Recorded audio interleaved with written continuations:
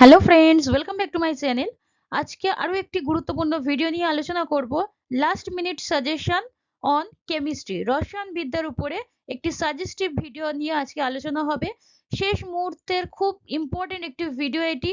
শেষ পর্যন্ত তোমরা দেখবে, কারণ প্রত্যেকটি প্রশ্নের খুবই ইম্পর্টেন্ট এবং কি কি টপিক রিলেটেড এবং কি কি প্রশ্নের রিলেটেড তোমাদের প্রশ্ন অবশ্যই দেখে যেতে হবে। সেইটা অনেকটাই আইডিয়া আজকের ভিডিওতে তোমরা পাবে। যারা মিস করে যাচ্ছ এই প্রশ্নগুলো, তারা অবশ্যই দেখে নাও। যারা খুব ভালো প্রিপারেশন নিয়েছো, অনেক সময় হয় যে কোনো একটা প্রশ্ন বা কোনো একটা ভালো প্রশ্ন তোমরা মিস করে যাচ্ছ, সেটা আজকের এই ভিডিওটিতে তোমরা দেখে নেবে এবং যদি মিস করে যাও তাহলে ভালো করে দেখে নেবে। এবং যারা এখনো পর্যন্ত আমার প্র্যাকটিস সেট বুকটা কিনতে পারোনি, যে 60টি প্র্যাকটিস সেট, 60-এরও বেশি প্র্যাকটিস সেট সেখানে আছে, তোমরা যারা কিনতে চাও আমার ভিডিওর কমেন্ট বক্সে তোমরা চেক করবে, সেখানে লিংক পেয়ে যাবে। এছাড়াও টেলিগ্রাম চ্যানেলে যারা যুক্ত আছো বা যুক্ত হওনি এখনো পর্যন্ত, যুক্ত হয়ে অবশ্যই কিনে নেবে। আর তো বেশি বাকি নেই, বলার কিছু নেই। আর 4 দিন বাকি আছে, তাই লাস্ট টাইমে তোমরা বেশি কিছু করতেও পারবে না, বা যারা করেছো তারা অন্তত একবার এটা চোখ বুলিয়ে নিলে তাহলে তোমাদের অনেকটাই আরো কিছু প্রশ্ন তোমাদের আয়ত্তে চলে আসবে। তাহলে শুরু করছি আজকে প্রথম প্রশ্ন দিয়ে। আর এখানে তোমরা দেখো 60টি যে প্র্যাকটিস সেট আছে তার মধ্যে পেয়ে যাবে প্রিভিয়াস ইয়ার 2014 ও 19 এর প্রশ্নপত্র অ্যান্সার, আর special practice set food SI related 50টি সেট আছে, আর 8টি topic and chapter wise GK class দিয়েছে। বিভিন্ন সাবজেক্টের উপরে যত রকম প্রশ্ন আসতে পারে, খুব ইম্পর্টেন্ট টপিকগুলো আমি পুরো ডিটেলসে করিয়ে দিয়েছি। আর এছাড়াও যে তোমরা পেয়ে যাচ্ছ এই যেসব সাজেস্টিভ ভিডিওগুলো আমি দিচ্ছি, সেগুলো তোমরা ফ্রি অফ কস্টেই পেয়ে যাচ্ছ। এছাড়াও আরো অনেক চ্যাপ্টার ওয়াইজ আমি ভিডিও দিয়েছি, যেমন জিওগ্রাফি, সায়েন্সের অনেক প্রশ্ন আছে, সেগুলো তোমরা আমার চ্যানেলে একদম ফ্রিতেই পেয়ে যাচ্ছ। প্রথম প্রশ্নটি দেখে নাও, আধুনিক পর্যায় সারণীতে কতগুলো মৌল রয়েছে। এটা পর্যায় সারণীতে প্রশ্নটা করা হয়েছে 118টি। মেন্ডেলিফের পর্যায় সারণীতে মৌল সংখ্যা হচ্ছে 63টি। আধুনিক পর্যায়ক্রমিক সূত্রের রচয়িতাকে মোসলে। তাহলে এই পর্যায় সারণী থেকে যত প্রশ্ন আছে খুব ভালো করে আরেকবার দেখে নেবে। এছাড়া আমার ভিডিও তোমরা পেয়ে যাবে, প্লে লিস্টটা চেক করবে, সায়েন্সের মধ্যে তোমার পর্যায় সারণী চ্যাপ্টারটা আমি করিয়ে দিয়েছি। পর্যায় সারণী, এবার দেখো স্বাভাবিক উষ্ণতায় তরল অধাতুর নাম কি? স্বাভাবিক উষ্ণতায় তরল অধাতু হলো ব্রোমিন। তাহলে অধাতু সম্পর্কিত যত প্রশ্ন আছে বা বিভিন্ন মৌল সম্পর্কিত যত প্রশ্ন আছে তোমরা খুব ভালো করে দেখে নেবে। লিথোস্ফিয়ারের সর্বাধিক উপস্থিত মৌলের নাম কি? লিথোস্ফিয়ারের সর্বাধিক উপস্থিত মৌল হলো অক্সিজেন। তাহলে এই বিভিন্ন মৌলের বৈশিষ্ট্যগুলো দেখে নিলে। নেক্সট হচ্ছে কোল গ্যাস প্রস্তুতিতে কি ধরনের কয়লা ব্যবহৃত হয়? কোল গ্যাস প্রস্তুতিতে বিটুমিনাস কয়লা ব্যবহৃত হয় বেশি। এবার তোমাদের দেখতে হবে কয়লা কেন্দ্রিক বিভিন্ন প্রশ্ন, সায়েন্সের বিভিন্ন প্রশ্ন, মানে কোন কয়লার কয়টি ভাগ আছে, কোন কয়লাতে কত পার্সেন্টেজ কার্বন আছে, কোন কয়লা কি কি কাজে লাগে। আর এই কোল গ্যাস আরেকটা মনে রাখবে, রান্নার কাজে ব্যবহৃত হয়। তাহলে এগুলো ভেরি ভেরি ইম্পর্টেন্ট প্রশ্ন, তোমরা অবশ্যই দেখে যেও কয়লা সম্পর্কিত সমস্ত প্রশ্ন। রূপতে তড়িৎ বিশ্লেষ্য রূপে কি থাকে? রূপত যে তড়িৎ লেপন করা হয় সেখানে তড়িৎ বিশ্লেষ্য রূপে কি থাকে? Sodium argento cyanide. বিভিন্ন তড়িৎ লেপনের নামগুলো দেখে নিলে, যেমন নিকেল, তারপরে নিকেল আছে, সোনা আছে, জিঙ্ক আছে, এইগুলো বিভিন্ন তড়িৎ বিশ্লেষ্য আছে, সেই নামগুলো অবশ্যই দেখে যাবে। স্বর্ণকাররা যে অ্যাসিড মিশ্রণ ব্যবহার করে তার নাম কি? স্বর্ণকাররা ব্যবহার করে অ্যাকোয়ারিজিয়া বা অম্লরাজ। আর এখানে থাকে 3HCl, মানে 3 অণু হাইড্রোক্লোরিক অ্যাসিড আর 1 অণু নাইট্রিক অ্যাসিড। এটা খুবই ইম্পর্টেন্ট, এটা এক্সামে আসে, প্রত্যেকটা এক্সামের জন্য ইম্পর্টেন্ট। লেবুতে কোন অ্যাসিড থাকে? দেখো বিভিন্ন ফলে কোন ফলে কি অ্যাসিড থাকে সেগুলো অবশ্যই দেখে যেতে হবে। এগুলো, এটা একটা ইম্পর্টেন্ট টপিক। দেখো লেবুতে থাকে সাইট্রিক অ্যাসিড। এইসব টপিকগুলো একদমই মিস করে যাবে না, লাস্ট মোমেন্টে একবার অন্তত দেখে নিও। কোন অধাতু তাপ ও তড়িতের সুপরিবাহী? তাপ ও তড়িতের সুপরিবাহী অধাতু হলো গ্রাফাইট। অধাতু কেন্দ্রিক বিভিন্ন প্রশ্ন এক্সামে আসে, অধাতু বা ধাতু, এগুলো দেখে নেবে। মিথাইল অরেঞ্জ অ্যাসিড দ্রবণে কি বর্ণ ধারণ করে? মিথাইল অরেঞ্জ অ্যাসিড দ্রবণে গোলাপি লাল বর্ণ ধারণ করে। এছাড়া যদি বলা হয় প্রশমন বা তার অরিজিনাল যে বর্ণটা, সেটা হলো মিথাইল অরেঞ্জের কমলা। তাহলে এরকম যত, এছাড়াও তোমরা দেখে নেবে লিটমাস বিভিন্ন দ্রবণে কিরকম কালার ধারণ করে। ফেনোলফথ্যালিন মিথাইল অরেঞ্জের বিভিন্ন বর্ণ। হাইড্রোজেন সালফাইডের গন্ধ কিরূপ?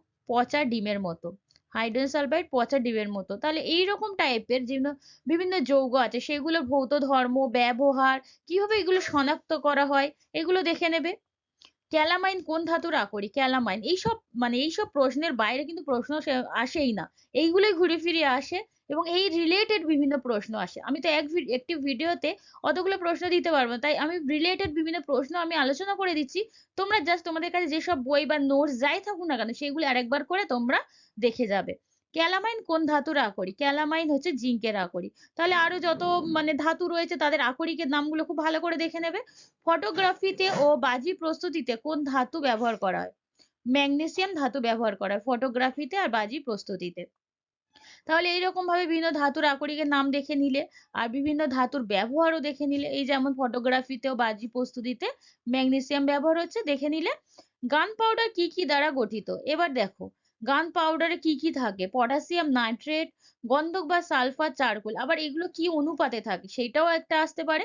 6:1:1, 6:1:1 মনে থাকবে।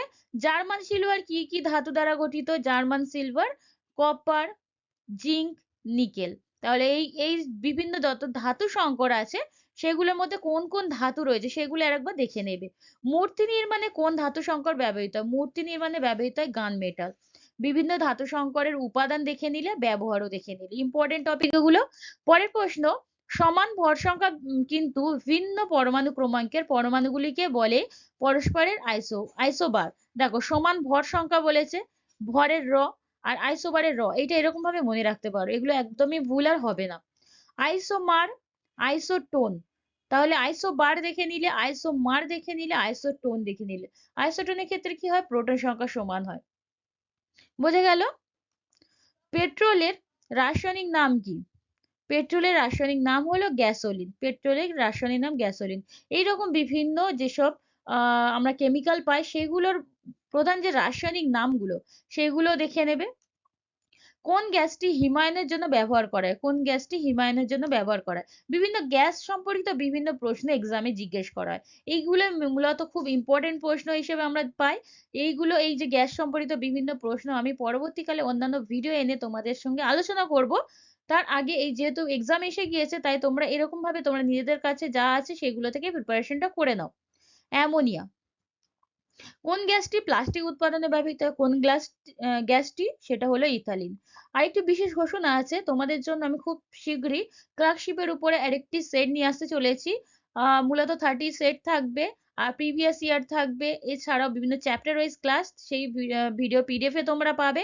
তোমাদের যাদের প্রয়োজন তোমরা অবশ্যই টেলিগ্রাম চ্যানেলে আমাকে জানিয়ে রাখবে আর খুব শীঘ্রই সেটা আমি তোমাদের সামনে নিয়ে আসবো। ধাতুর উপর দস্তার আস্তরণকে কি বলা হয়? ধাতুর উপরে দস্তার আস্তরণকে কি বলা হয়? গ্যালভানাইজেশন। পদার্থের চতুর্থ অবস্থা কি? পদার্থের চতুর্থ অবস্থা হলো প্লাজমা। পদার্থের যেসব 4টে অবস্থা রয়েছে সেগুলো তোমরা ভালো করে দেখে নেবে আর সেটা কোন অবস্থায় কি রয়েছে সেগুলো দেখে নেবে। কঠিন কার্বন ডাই অক্সাইডকে কি বলা হয়? কঠিন কার্বন ডাই অক্সাইডকে বলা হয় শুষ্ক বরফ। খুবই ইম্পর্টেন্ট এই প্রশ্নটি। সোডিয়াম ক্লোরাইড কি ধরনের যৌগ? কি ধরনের যৌগ বলেছি? এটা তড়িৎযোজী। তড়িৎযোজী, সমযোজী এইগুলো দেখে যাবে। যাদের কাছে তোমাদের 9-10 এর বই আছে অবশ্যই সেই 9-10 এর বইটা আরেকবার দেখে নাও লাস্ট টাইমে, আরো অনেক ভালো তোমরা রেজাল্ট পাবে। প্রতিটি ক্রিয়ার সমান ও বিপরীত প্রতিক্রিয়া আছে যে সূত্রে? সমান ও বিপরীত প্রতিক্রিয়া আছে নিউটনের তৃতীয় সূত্রে। আর্সেনিকের পারমাণবিক সংখ্যা কত? দেখো এবার বিভিন্ন যেসব মৌল আছে তাদের পারমাণবিক সংখ্যা পর্যায় সারণীতে যা যা মৌল ইম্পর্টেন্ট আছে সেগুলো পারমাণবিক সংখ্যাগুলো তোমরা দেখে রাখবে। নিউটনের আবিষ্কর্তাকে? দেখো এই প্রশ্নটা কিন্তু খুবই ইম্পর্টেন্ট। নিউটনের আবিষ্কর্তা, প্রোটনের, ইলেকট্রনের, এই তিনটার নাম অবশ্যই কিন্তু তোমরা দেখে নেবে। এটা নিউটনের আবিষ্কর্তা হলেন জে স্যাডউইক।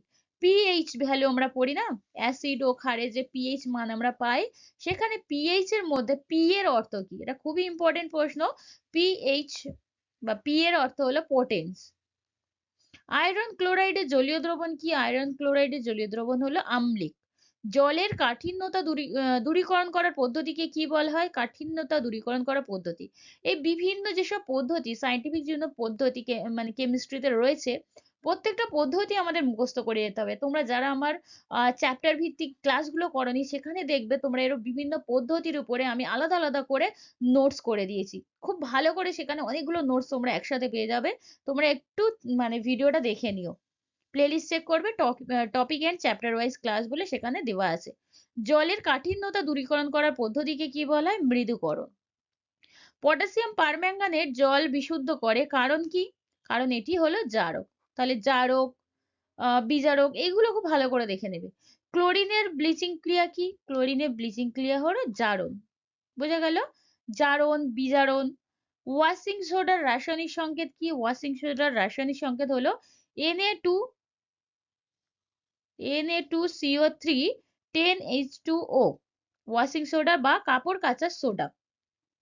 পরিপাকে সাহায্যকারী অ্যাসিড কোনটি? পরিপাকে সাহায্যকারী অ্যাসিড হলো হাইড্রোক্লোরিক অ্যাসিড। যেমন দেখো, গ্যাস ও অ্যাসিড সম্পর্কিত যত প্রশ্ন আছে খুব ভালো করে এই লাস্ট টাইমে দেখে নেবে, এগুলো থেকে প্রশ্ন আসবে।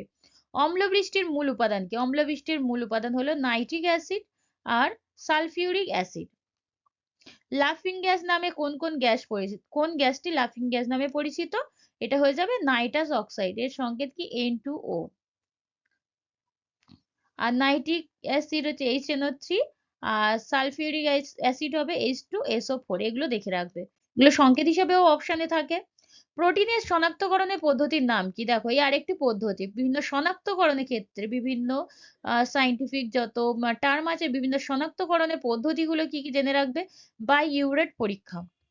জলসমের একক কি? জলসমের একক হলো গ্রাম। তাহলে যত সায়েন্সের যত মানে একক আছে সেটা তো আমরা আগের ভিডিওতে দেখেছি, যে পদার্থবিদ্যার উপরে বিভিন্ন একক আমরা পড়েছি, কিন্তু কিছু কিছু টার্ম আছে যেগুলো, কিছু কিছু একক আমাদের জানতে হবে যেগুলো কেমিস্ট্রির সঙ্গে রিলেটেড। গ্রাফাইট, কার্বন ও হীরা কিসের উদাহরণ? গ্রাফাইট, কার্বন, হীরা অ্যালোট্রপের উদাহরণ। নন স্টিকিং ফ্রাইং প্যান কোন উপাদান দ্বারা কোটিং করা থাকে? সেটা হলো টেফলন। কোন যৌগটির পদ্ধতিগত নাম নাইট্রোজেন ট্রাইহাইড্রাইড, যা কীটনাশক বা প্রতিষেধন হিসাবে শিল্পে ব্যবহৃত হয়? এটা কি হয়ে যাবে? অ্যামোনিয়াম। নাইট্রোজেন ট্রাইহাইড্রাইড, যা কীটনাশক বা প্রতিষেধন হিসাবে শিল্পে ব্যবহৃত হয়। আরেকটি খুব ইম্পর্টেন্ট প্রশ্ন, সাবান, রেয়ন, কাগজ, বিস্ফোরক, রং এবং পেট্রোলিয়ামজাত বিভিন্ন দ্রব্য তৈরিতে কোন অজৈব যৌগ ব্যবহৃত হয়? সেটা হবে সোডিয়াম হাইড্রোক্সাইড। কোন অণুর সাথে হাইড্রোজেন মিশে জল তৈরি করে? হাইড্রোজেনের সঙ্গে অক্সিজেন মিশ্রিত হয়ে জল তৈরি করে। ফুলের ঋণ কার বহুরূপ? ফুলের ঋণ কার্বন। এইরকম টাইপের দেখো বিভিন্ন কার্বন, হাইড্রোজেন, অক্সিজেন, এগুলোর বিভিন্ন বহুরূপ গুলো তোমাদের জেনে নিতে হবে। বিউটি পার্লারে চুল বিন্যস্ত করতে কি ব্যবহার করা হয়? বিউটি পার্লারে চুল বিন্যস্ত করতে সালফার ব্যবহার করা হয়। পরের প্রশ্ন, কোন খনিজটি দাহ্যকালে সবুজ রং উৎপন্ন করে? সবুজ রং উৎপন্ন করে বেরিয়াম। তাহলে সবুজ রং, নীল রং এগুলো দেখে যেতে হবে। ব্রিস্ট অফ কপার কাকে বলা হয়? যে কপারে 1% অশুদ্ধি থাকে সেটা হলো ব্রিস্ট অফ কপার।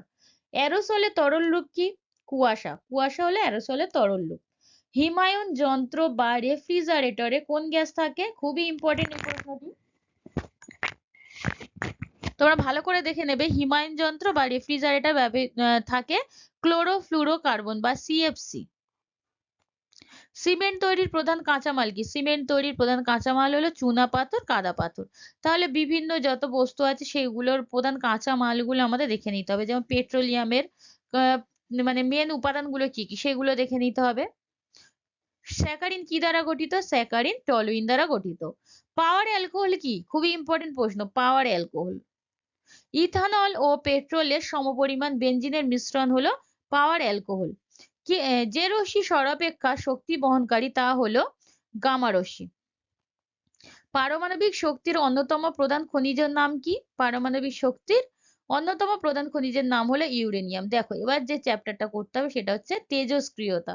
এই তেজস্ক্রিয়তা থেকে কিন্তু প্রচুর প্রশ্ন আসে, তাই এটা ভালো করে দেখে নেবে যত প্রশ্ন আছে। তেজস্ক্রিয়তার একক কি? বেকেরেল। আর তেজস্ক্রিয়তার জনক কে? কুরি, মাদাম কুরি। হাইড্রোজেন বোমা, হাইড্রোজেন বোমা কোন পদ্ধতিতে তৈরি হয়? সেটা হচ্ছে নিউক্লিয় সংযোজন। আর পরমাণু বোমা বিভাজন পদ্ধতিতে। তাহলে এই ছিল টোটাল ভিডিও। যদি তোমাদের ভালো লেগে থাকে তবে অবশ্যই সাবস্ক্রাইব করে রাখবে এবং প্রত্যেকটি ভিডিও দেখার অনুরোধ রইল শেষ পর্যন্ত। আর পাশে থাকা বেল আইকনটি অন করে রাখবে যাতে তোমরা সবার প্রথমে নোটিফিকেশনটি পেয়ে যেতে পারো। শেষ পর্যন্ত দেখার জন্য অনেক অনেক ধন্যবাদ।